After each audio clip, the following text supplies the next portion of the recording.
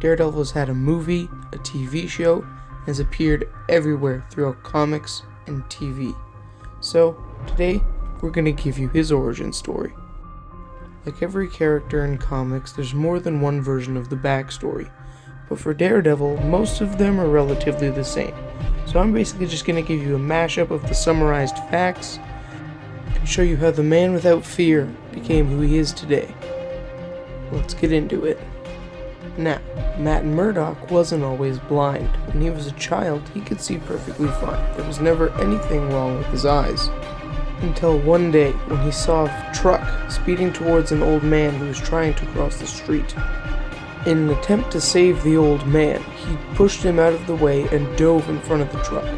The truck swerved out of the way, but while swerving, knocked the contents of the truck all over the road, including on his face.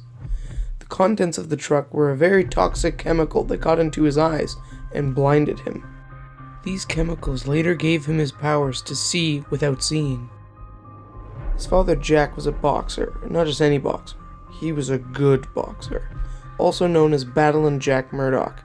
He had never lost a fight in his entire career, and most famous for his one-punch knockout. But even after his son Matt was blinded, he still supported him. Just like all good stories, it has to get worse before it gets better. Before one of Jack's biggest fights, the guy who owned the club that he was fighting in told him that he had to take a dive, or he would be punished.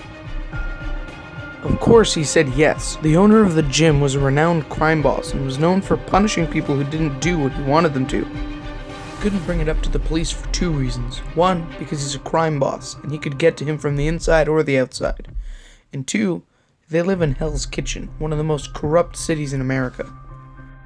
And mid-fight, just as Jack was about to take the dive, or give up the match, Matt Murdock, was cheering as loud as he'd ever cheered before for his dad to win.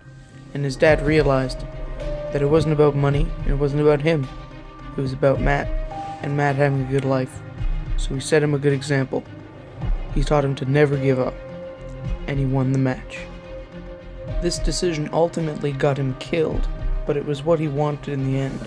In an alleyway, the owner of the gym caught up with him and got his goons to beat him to death with a bat, and left him for his son to find and the police to come. Matt acted like any other kid would.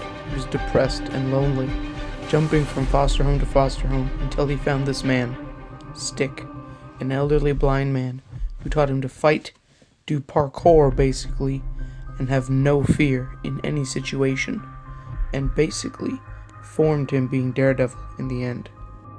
While in foster care, he still attended school normally. He still felt like a normal kid in some aspects. And then, when he moved out of the foster care system, he got into college, studying law, as he did want to become a lawyer when he was older. In college, he met his all-time best friend, Foggy Nelson, who later opened up their famous law firm, Nelson and Murdock, in Hell's Kitchen, New York City. Just like in the Netflix TV series, he did have a black costume before his classic red suit. He used it to go around the city and fight small crimes, just so he wouldn't be recognized.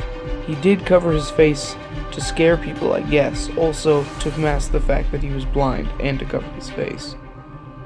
Soon after this, he was in his classic red suit, battling people in Hell's Kitchen, such as the Punisher, the Kingpin, other crime bosses, and even Spider-Man at one point in time, when he thought he was being a bad guy.